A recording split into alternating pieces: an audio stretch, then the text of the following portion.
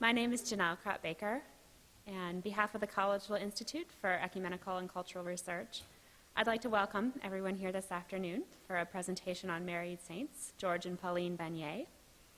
And I have the privilege of introducing our presenter this afternoon, Collegeville Institute resident scholar Mary Frances Coady. Mary Frances grew up in the Canadian Prairie, in Saskatchewan and Alberta, and now lives in Toronto. She obtained an MFA from the University of British Columbia, and she teaches in the School of Professional Communication at Ryerson University in Toronto. Her journalism has won awards from the Catholic Church Press Association and from the Canadian Church Press Association. She is the author of 7 books, 2 of which are biographies of Jesuit priests. One of them, With Bound Hands, a Jesuit in Nazi Germany, is the first English-language biography of Alfred Depp, who was executed by the Nazis in 1945. Her latest book, George and Pauline Vanier, Portrait of a Couple, was published in 2011. Mary Frances will be reading from this biography during this afternoon's presentation. A few housekeeping tips about the format of today's presentation. We will have some time for conversation after the presentation and reading. And because this presentation is digitally recorded, we ask that you use one of the 2 microphones along either side when you are asking your questions so that we can be sure to hear them on the recording. Thank you, and please join me in welcoming Mary Frances Coady.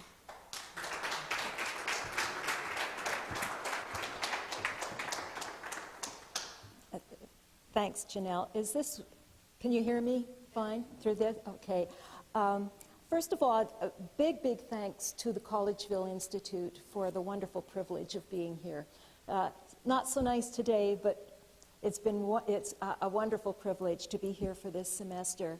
And I also want to acknowledge the financial help that I have received from the Access Copyright Foundation of Canada for my time here. And so now I would like to introduce you to a couple whom I also have the privilege of having gotten to know through my research, and that is George and Pauline Vanier. The Vanier name isn't well known in the U.S. If any of you know it at all, it is probably because of their son, Jean Vanier, who is the co-founder of the L'Arche communities for mentally handicapped people.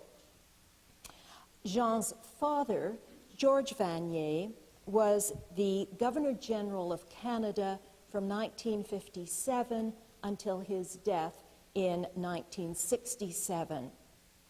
Thus, we have this very formal portrait of the couple. This one here is a little more relaxed. He was the first person as Governor General of the French heritage and also the first Roman Catholic in that position. Both of those facts were significant historically for Canada. The Governor General is an appointed position rather than elected. In the parliamentary system of Canada, the Governor General takes the same role as in Britain, the Queen or whoever the sovereign is, that same position. Vanier was a World War I veteran. He was badly wounded toward the end of that war, and as a result, he lost his right leg and walked with a cane for the rest of his life.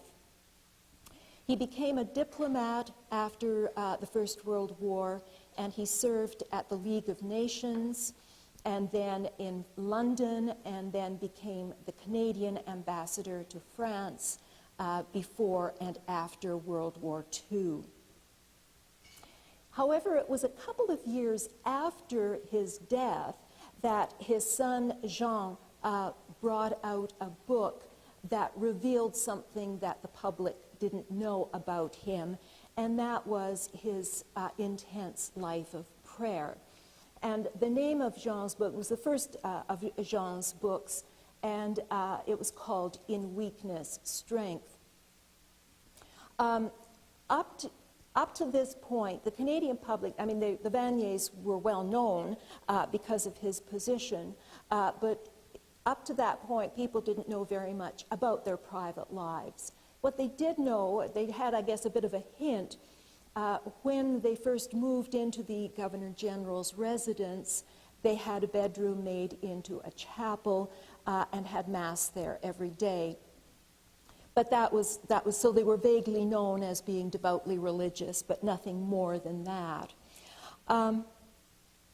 Pauline then died in 1991, and it was after her death that an inquiry and investigation began as to whether their cause for beatification as a married couple might be introduced.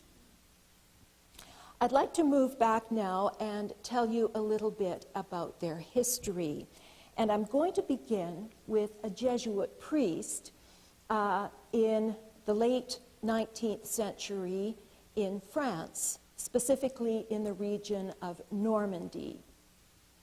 His name was Almire Pichon. It's important for this story to know that at that time in France, of course, this is in the 19th century, and Catholicism was heavily influenced by the 17th century heresy known as Jansenism. Jansenism had already been condemned by the Church, but it still stuck very deeply in the lives of individual Catholics. Jansenism was, the whole focus was on self, my unworthiness, my sinfulness. God is a God of punishment, and I am going to be punished unless I have God's approval. And I am always in danger of eternal damnation. So that was the whole focus of Jansenism, and it ran pretty deep. Pichon decided, he was a retreat preacher, that was his work as a Jesuit, and he made it his life's mission to eradicate Jansenism as much as he could in the lives of the people that he encountered.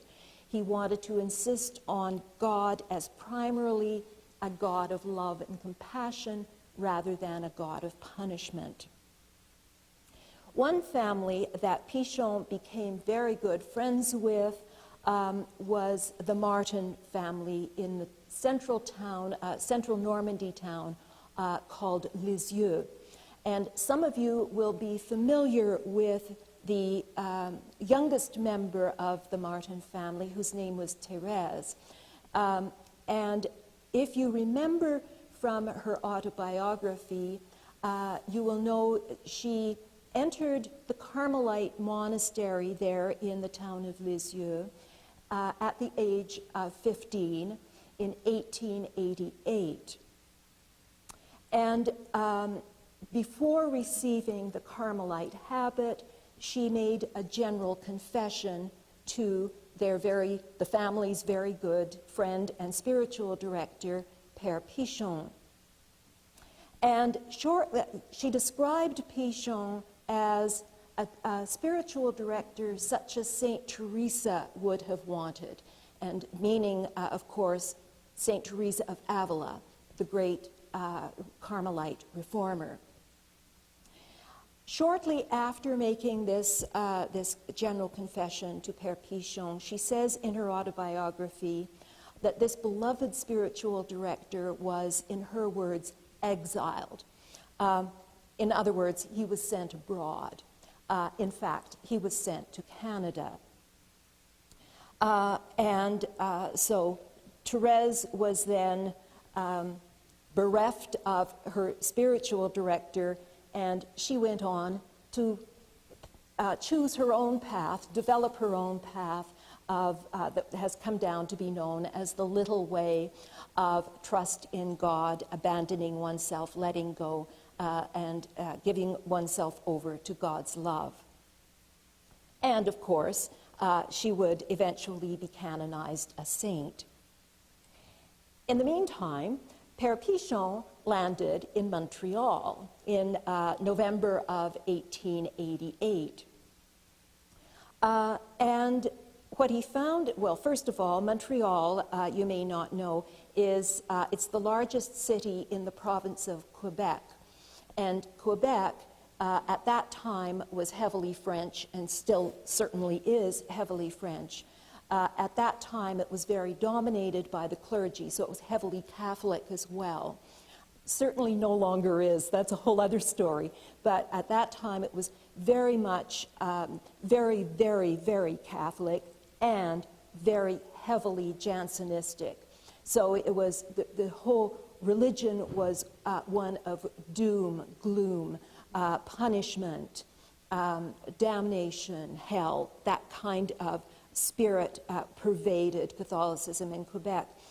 And Pichon really had his work cut out for him. He had been sent over as a missionary preacher in the province of Quebec, and he was posted in Montreal. In Montreal, one of the people that he took under his wing was a girl, a schoolgirl, who was an orphan living in a convent school, and her name was also Thérèse de Salaberry. And it may have been because of her orphan status that Pichon took a special interest in her, and she in turn became devoted to him. And this Thérèse eventually left the convent school and married a man by the name of Charles Archer. He was a lawyer, and still kept very much in touch with Père Pichon.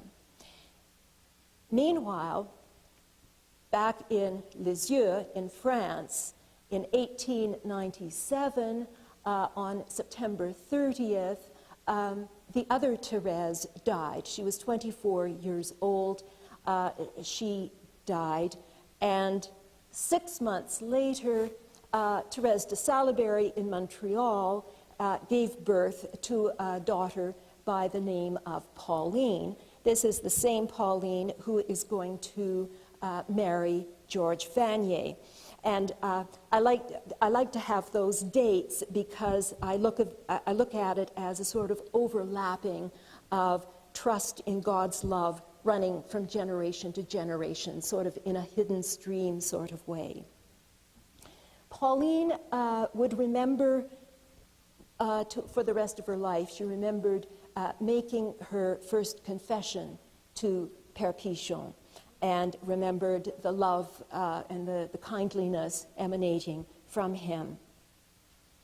Pauline grew into a sort of society girl. She became part of the young Montreal social scene. They were a fairly prominent family. Her father, by this time, was a Superior Court judge in the province of Quebec. So she became a debutante and all those sorts of things. She also had a lifelong tendency to anxiety and depression, and that would never quite leave her, depending on circumstances. But something else, probably more important for her, was because of her mother's influence through Père Pichon, she escaped that sort of Jansenistic, very punishing sort of spirit. And so her attitude to the spiritual life was one of light-hearted trust for the most part. And even more profoundly, she had a lifelong, deep, deep spiritual desire for the things of God. And in fact, her life was a spiritual search for her very, very long life. Anyway, during these years, Pauline and her mother kept in close touch with Père Pichon until his death. He died in 1919, and that was the same year that she met George Vanier. George and Pauline married in 1921. She sets the tone for their marriage in a letter that she wrote just a few days before the wedding. Actually, throughout the whole of their engagement, her letters, I mean, they're filled, of course, with the giddiness of being in love and wedding plans and getting fitted for her dress and all of that kind of bride stuff, but also running through those letters of their engagement is her own conviction that their marriage is going to be one of Christian service. It's very interesting because even from the very beginning she had that desire, and in fact Christian service does become a leitmotif of their marriage. But this is what she writes a few days before their wedding. You and I are walking hand in hand up toward the light because God is drawing us both to himself. Our ambition must be to always set our sights on this summit. Nothing else matters. We can't forget that we were created for him, and we must always show this with our lives. It will be our particular form of apostolate. So now I'd like to introduce you to the man that Pauline married, George Vanier. As I mentioned earlier, he had been wounded toward the end of World War I. He was a lawyer, highly disciplined, idealistic, and he was steeped in the Quebec Jansenistic Catholicism of his youth. Jansenism ran very deep in him, and it took on a particularly rigid form in him probably because of his temperament and his training.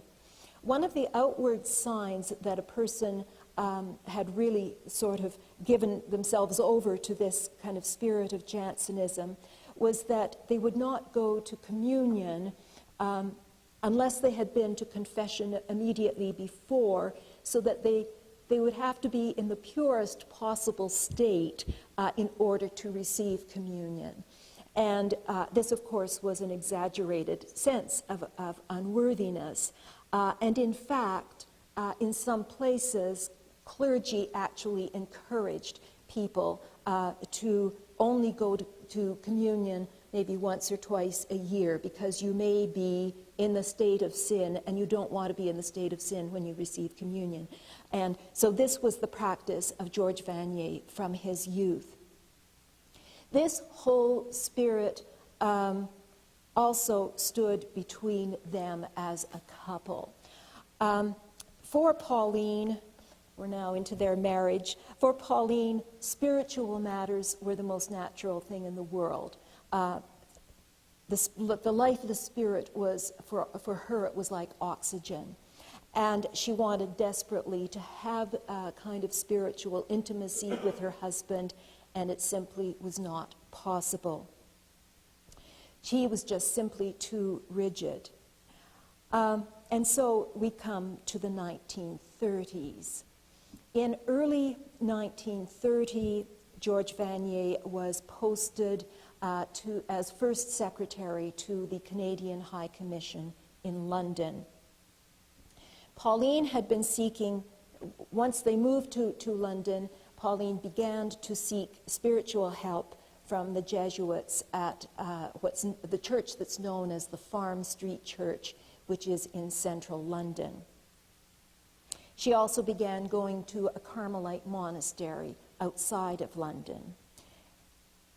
What I would like to do now is I'd like to read from my biography of the couple the passage that describes was probably the major spiritual turning point in their marriage.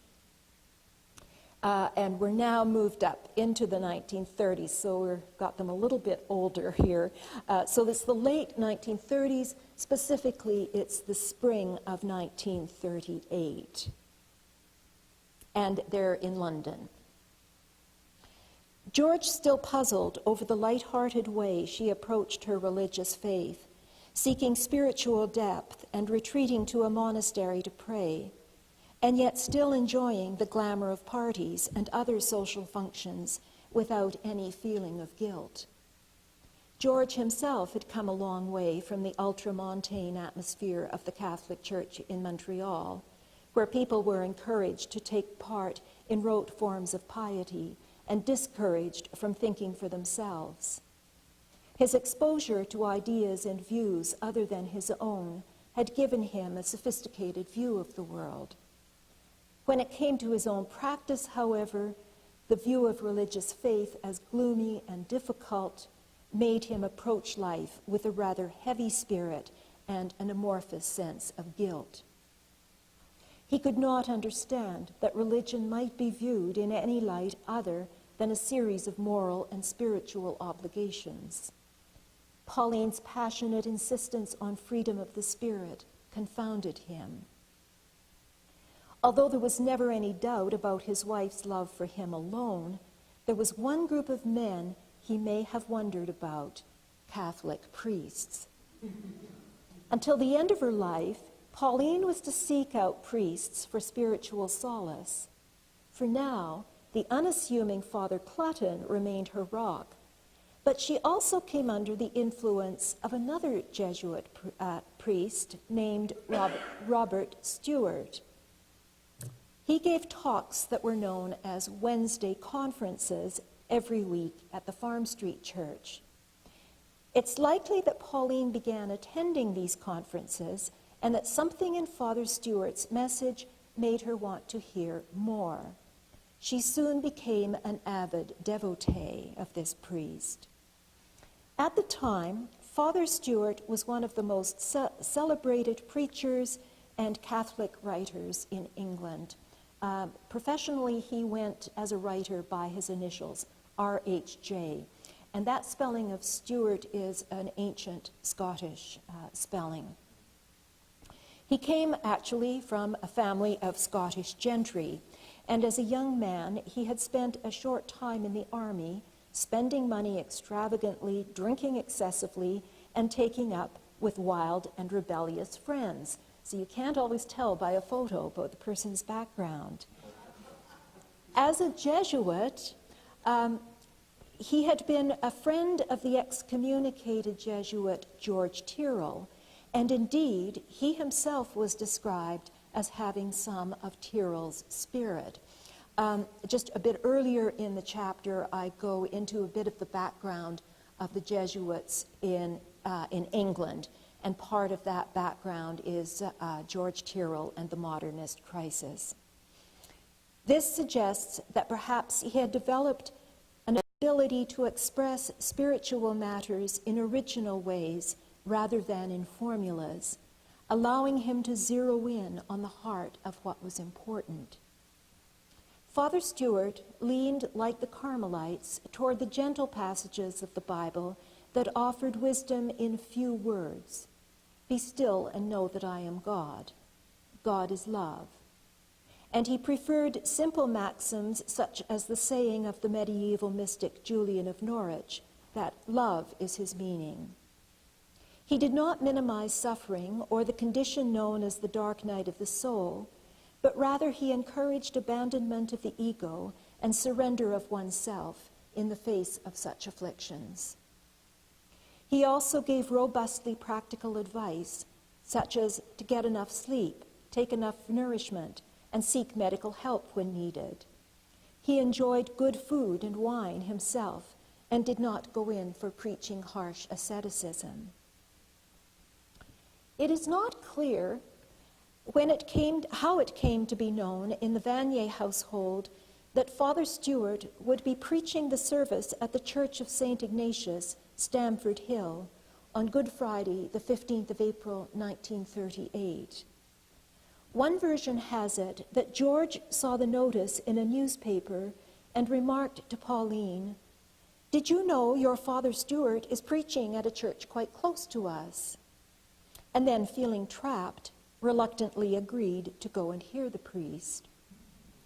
The other account has him saying with some irritation, having been cajoled by his wife once too often, "All right then, I'll go and hear your Father Stewart."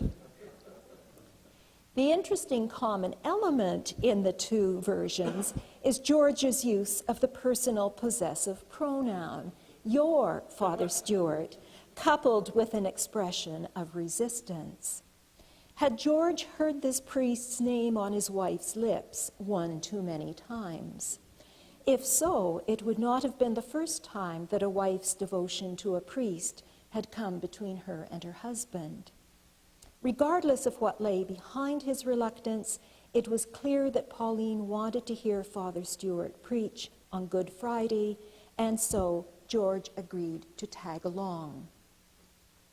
Stamford Hill, in the North London borough of Hackney, was a less fashionable area of the city than Mayfair, and St. Ignatius Church did not have the aristocratic cachet or the Gothic aura of Farm Street. The church had rows of chairs rather than pews, and on Good Friday it appeared even more plain than usual. As was required for the last 2 weeks of Lent, purple cloths covered the Stations of the Cross, the statues, and the paintings. All floral decorations had been removed.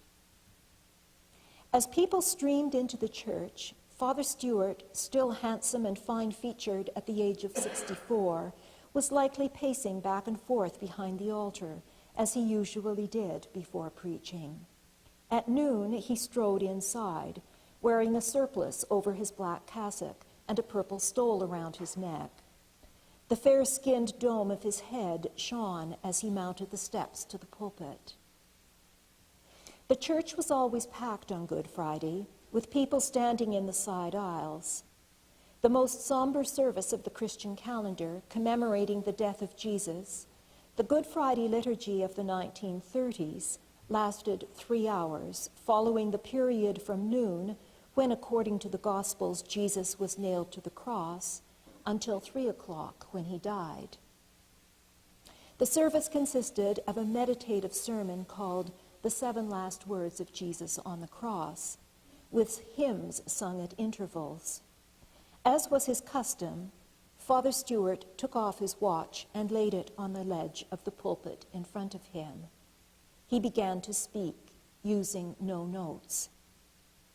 The 7 last words were discourses on the final utterance of Jesus as recorded in the 4 Gospels. What exactly struck George as he sat in discomfort on his rigid chair during the 3 hours is not known. It may have been simply Father Stewart's presence, pouring his whole being into his sermon, or it could have been one of the dramatic series of words spoken by the dying Jesus, "I thirst," or my God, why have you forsaken me?"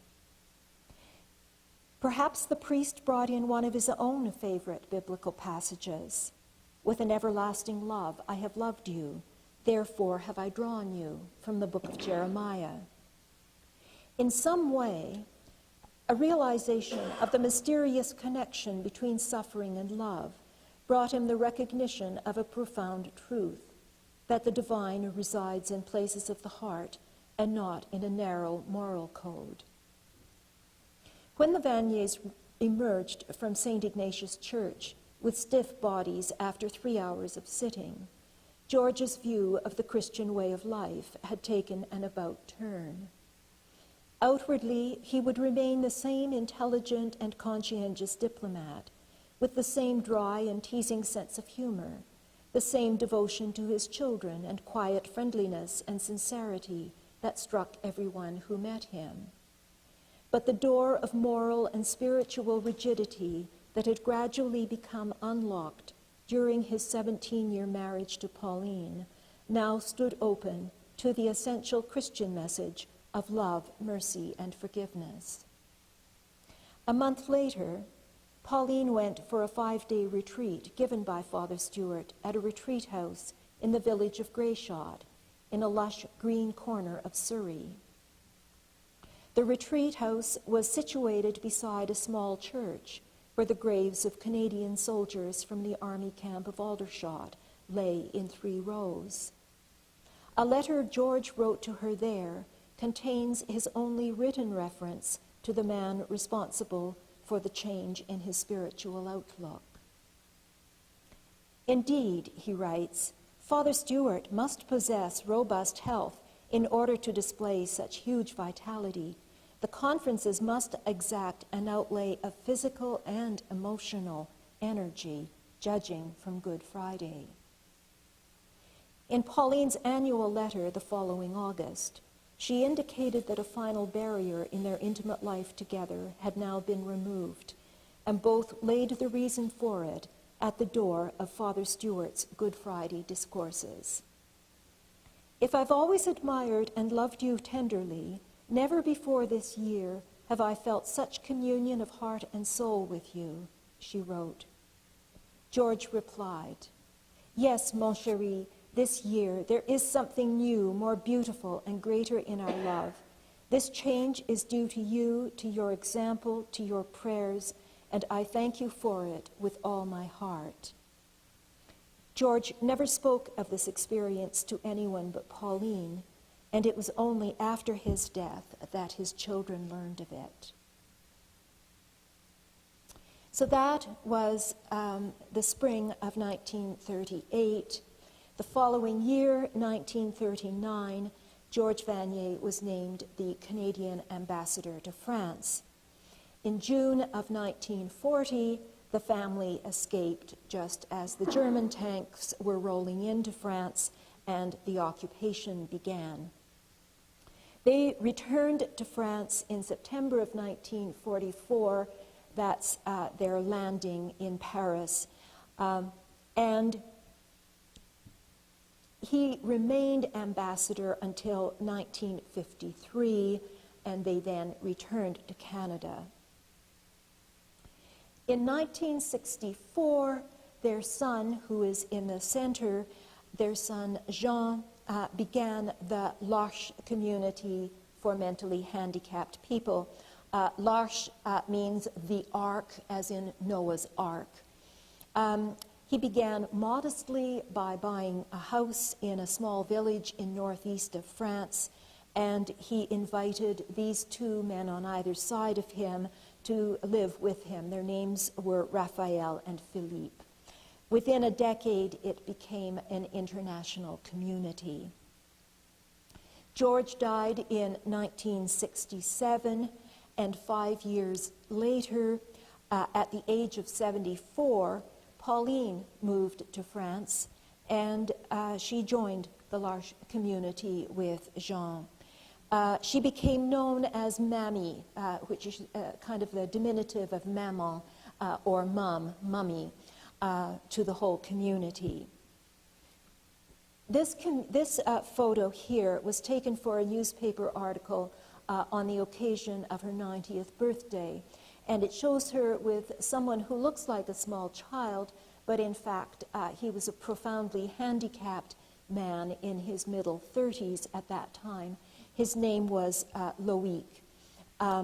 And in her final years, Pauline found Loic to be the core member of the community that she felt the closest to.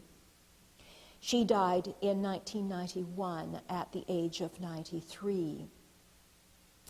The process for inquiry for beatification of George and Pauline Vanier is pretty much, at least it seems to me, to be pretty much at a standstill. And there are probably a number of reasons for this, which I'm not going to go into now, but if anyone is interested, I'm glad to discuss later, depending on anyone's interest. At the time that my book was published, the publisher, as a way of publicity, did a Q&A with me, which they posted on their website.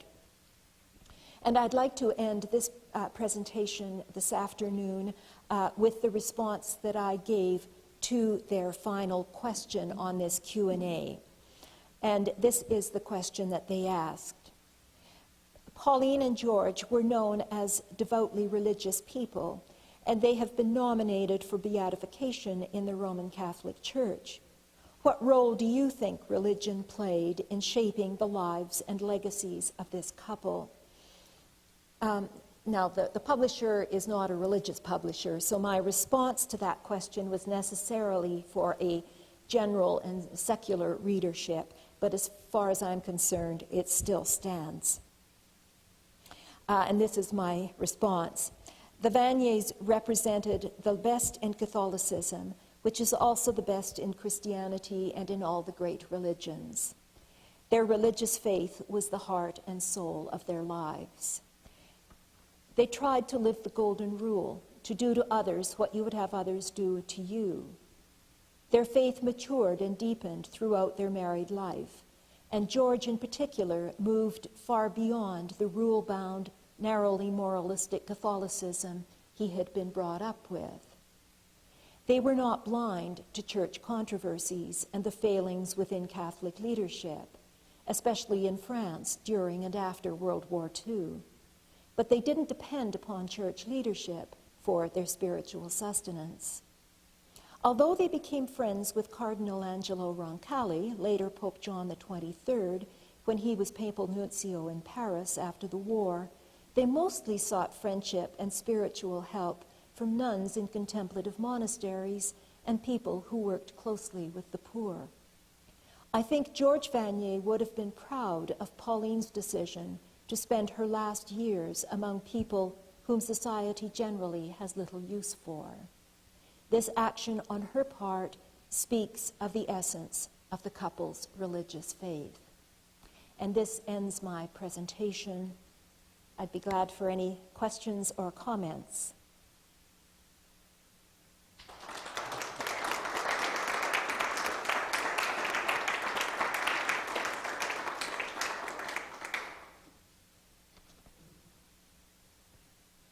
And if there are no questions or comments, we can, oh, okay. I have two very simple. You're asked, I think, to go to the microphone. I have two questions that are embarrassingly simple. But the general position that he held, what is that? And then my second question is, what is beatification and what are the implications of that for their legacy? First of all, the Governor General takes the same position that the Queen would have in Britain, so that really it's not a decision-making. It's not a decision-making. It's not part of the executive branch. That's the House of Commons in the Canadian parliamentary system. But it sort of it kind of puts the stamp on whatever is decided by the Parliament of Canada. There may be a period where the Governor-General has to make a decision, such as if there is some kind of a standoff in the prime ministership, something like that. So there have been periods in history where kind of decisive action has to be taken, but usually not. It's now said that the Governor-General represents the Crown in Canada. The beatification question, what beatification is, and it's I think it may be a bit of a conundrum for people who are not in the Roman Catholic Church. There's several steps to sainthood, and when someone is declared a saint, they are declared as having had a heroic life, and they are a model to follow in our lives. So that's what's saying. And beatification is one step. It's like the final step toward sainthood. The full sainthood is sainthood. So that's what it is. Father Killian. Yes, I don't have a question, but I have a comment. And I don't know what the difficulties are in regard to the furtherance of the sainthood process. But I do know that the Vatican has been looking for a husband and wife that they can canonize. Mm-hmm. And they thought for a while that they would canonize the parents of Teresa de Lisieux. Mm-hmm. They've been beatified. Have they not been canonized? They've at least been beatified, and I think they may have been canonized. Does anybody know? Louis and Zélie. Yeah.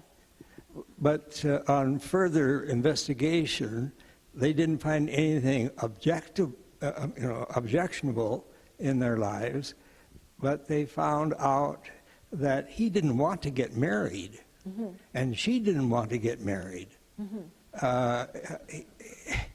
He wanted to be a priest, mm-hmm. and she wanted to be a sister. Mm-hmm. And in fact, on her wedding day, she grabbed a hold of the grill of the convent, and they had to pry loose her. Is that right? I've never heard that. Yes, I heard that. It may be apocryphal. Well, it may be. She was a very It may common be. sense woman. But they took it seriously. Oh, isn't that interesting? And they said, well, if you're going to put before people a model of married life, this is not the couple. Go on. I think they've been beatified, though. Yes. But I think they have. But oh, that's a great story. But anyway, yeah. So I have two questions. Yeah. One is, I wonder why in that church that Father Stewart was preaching in on Good Friday they were covered with purple, because in Proctor, Minnesota, we covered them with red on Good Friday. Oh, I see. I Yeah. don't know. So I don't we- know. In my growing up, it was always purple as Fact well. check. Huh? But Yeah. the No, other, I mean, if it indeed is stalled, should their son join them in glory, could it be the first time that a mother, father, and child would be canonized? I suppose, yes. Yeah. I don't know, although I think for a married couple, I mean, I think it's very difficult because they're two separate people. And the bishop of whichever diocese they died in is the one who has to formally make the request for this process to happen. And now George Vanier died in Ottawa, which is the capital city of Canada, and it was the Archbishop of Ottawa who made this formal request. Pauline died in France, in the Diocese of Compiègne. As far as I know, they've got absolutely no interest over there. I've never heard that there was any interest in that diocese. I mean, she was not known. She was living with, people who most people didn't consider worthy of, any account. And so, I don't know. Yeah.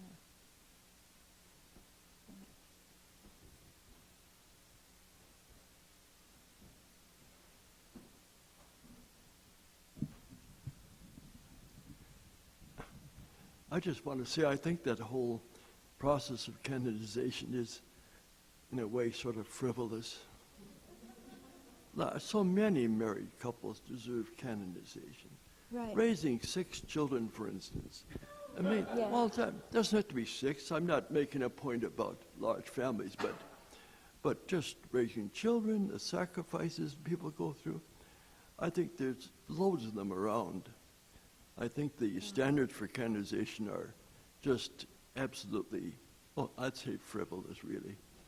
And the whole business of having to have a miracle and so forth, does that prove, anyway, Yeah. you get the point. You're not alone in that, brother. Yeah. Yeah.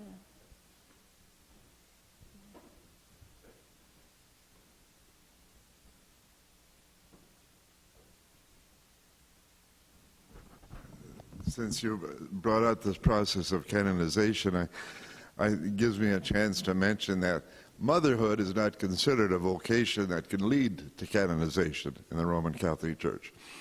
If you look at saints like Elizabeth of Hungary, she had 6 children, but she joined a convent at the end of her life, and that's why she's recognized as a religious, not as a mother. Same thing with St. Bridget. And you cannot find a single mother that is canonized as a mother except the Blessed Mother in the Roman Catholic Church. Yeah. Yeah, you're right.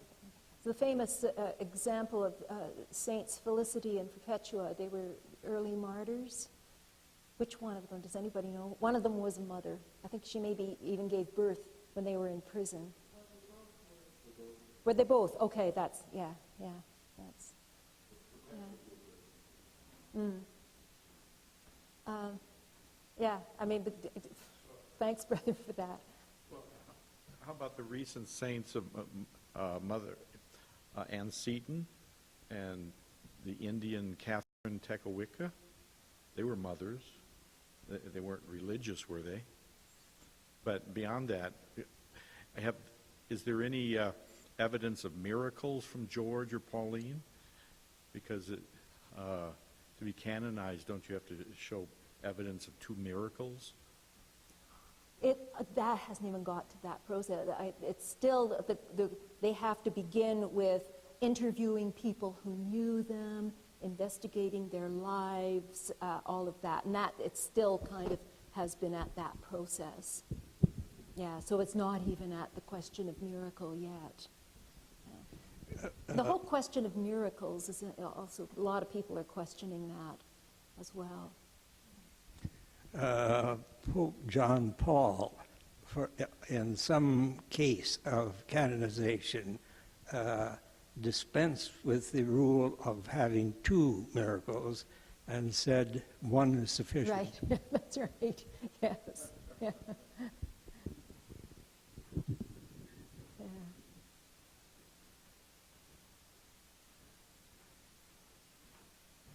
It's a wonderful topic to pursue, but it occurs to me the canonization, even as we know that good Pope Francis is gathering to get rid of so much that is in Curia. I think that a lot of this stuff is created in the Curia to keep bureaucrats busy with more bureaucracy, determining which is the first-class miracle, which is the second, and so on. It's just a little embarrassing. I mean, when we know, I think the renewal is to recognize the saints in our midst. Yes. Those, I mean, especially the ones who can't make it to Mass in the morning because they've got to wash 4 children, set them up ready for school, and so on. Yes. But we recognize the beauty and the richness. Do we really value it? I think we have to give most of the clergy is blind to that because they've been a privileged class since they got into the seminary. But you didn't hear that from me. Yes, thank you. And if you're a woman, it's pretty hard to get. Yeah, you've got to be young and die soon. Well, as a married man, father, I appreciate the way that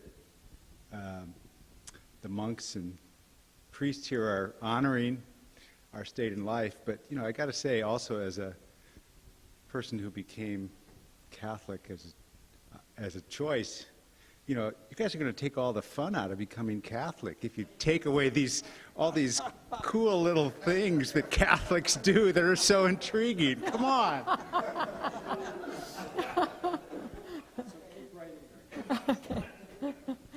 Okay, well, thank you very much.